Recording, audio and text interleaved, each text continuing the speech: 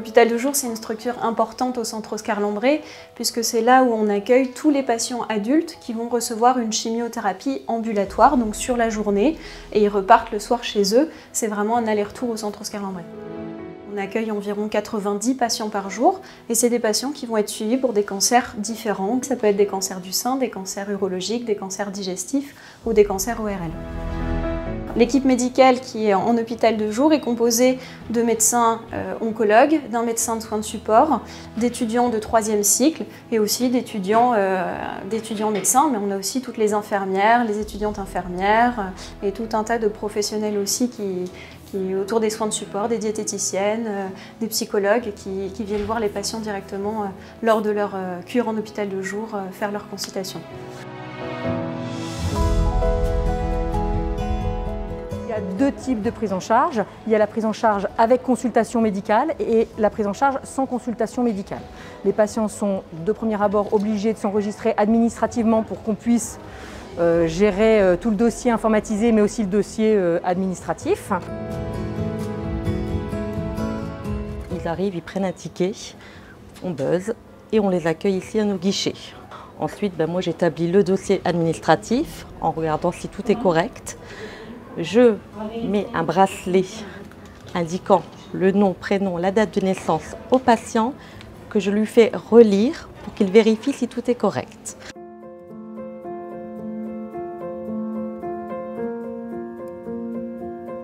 Ici, nous avons deux salles d'attente. Donc les patients attendent ici leur consultation médicale sur les 5 salles de consultation différentes que nous avons. Si les patients n'ont pas de consultation médicale, ce qui se peut dans certains types de protocoles, ils sont directement conviés à attendre leur traitement en cafétéria ou de s'orienter directement sur la petite salle de traitement. Nous avons au sein de l'établissement du service 18 lits pour accueillir les patients et nous avons 19 fauteuils répartis dans 3 salles.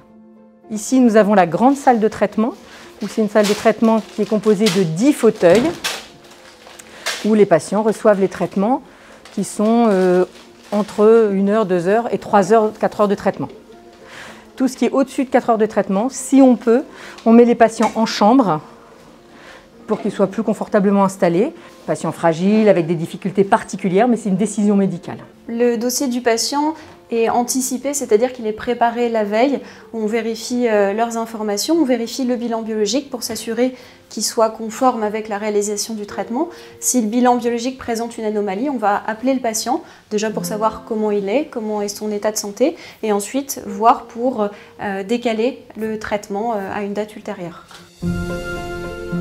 Au sein du secteur de préparation des chimiothérapies, on réalise les préparations à destination de l'hôpital de jour, les préparations anticipées ainsi que les préparations à la demande. On a un triple objectif au niveau de cette unité, c'est protection de l'environnement, protection du personnel et également protection de la préparation pour qu'elle reste stérile.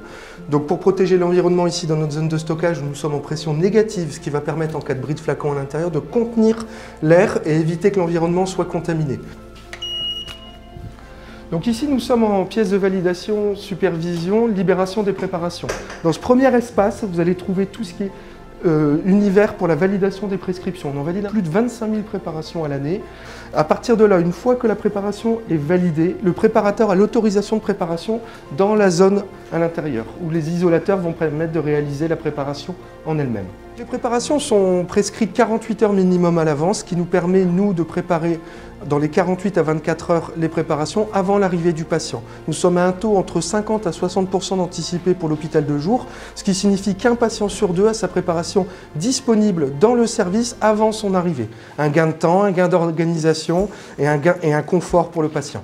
À partir de là, nous allons pouvoir envoyer les préparations dans un pneumatique un petit peu particulier parce qu'il a un espace de stockage avec un bras robotisé au niveau température ambiante et réfrigéré. L'idée est que l'ordinateur contrôle automatiquement le stockage des préparations et c'est l'infirmière qui est maîtresse de son organisation et elle demande la préparation uniquement lorsqu'elle en a besoin.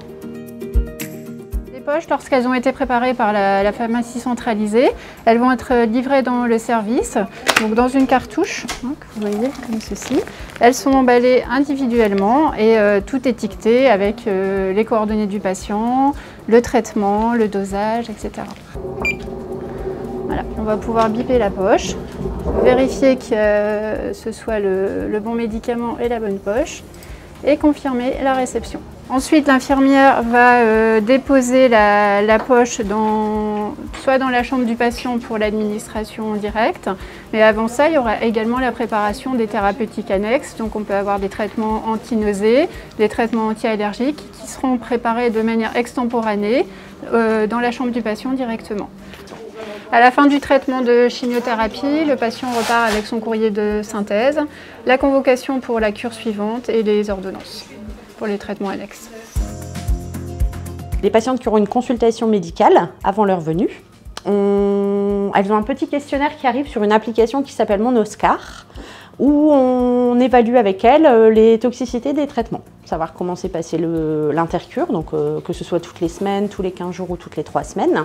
En fonction de ce qu'elles répondent, on a des alertes qui se créent. Donc drapeau vert, tout va bien. Drapeau orange, on évalue avec les patientes si c'est quelque chose qui est récurrent, qui se répète. Et ou alors, si c'est un drapeau rouge, là, à ce moment-là, on essaye d'anticiper au maximum. On a un médecin généraliste là à l'hôpital de jour qui est disponible. En fait, on lui programme les consultations le jour où les patientes viennent à l'hôpital de jour pour éviter de les faire se déplacer plusieurs fois. On anticipe tous ces problèmes-là et on programme toutes les consultations le même jour.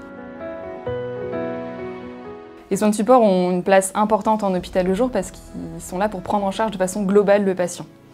Et de ce fait, on peut proposer à nos patients beaucoup de services avec des consultations médicales dédiées de soins de support, notre coach sportif, les diététiciennes, nos psychologues, notre assistante sociale et des consultations par exemple de sevrage tabagique.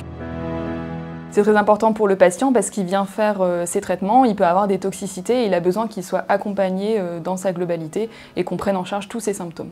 En plus des patients qui viennent pour leur chimiothérapie intraveineuse, on reçoit à l'hôpital de jour des patients au cours de circuits spécifiques. On a par exemple le circuit phare qui est le circuit de patients qui sont sous thérapie orale. Lors de l'introduction de ce traitement, les patients sont vus en consultation lors d'une même après-midi par un médecin, une infirmière et un pharmacien afin de leur expliquer en détail leur traitement et leur donner tous les documents et les informations nécessaires à la bonne réalisation de leur traitement à domicile en toute sécurité. Ils sont ensuite revus à 1 mois après l'introduction du traitement pour s'assurer de la tolérance clinique et hématologique correcte du traitement. Les patients ont en plus la possibilité d'appeler une infirmière alors qu'ils sont à la maison sur un numéro spécifique s'ils ont des questions ou un effet secondaire et l'infirmière dans ces cas-là peut les rediriger soit vers leur médecin traitant, soit vers un oncologue ou un autre médecin de support si besoin.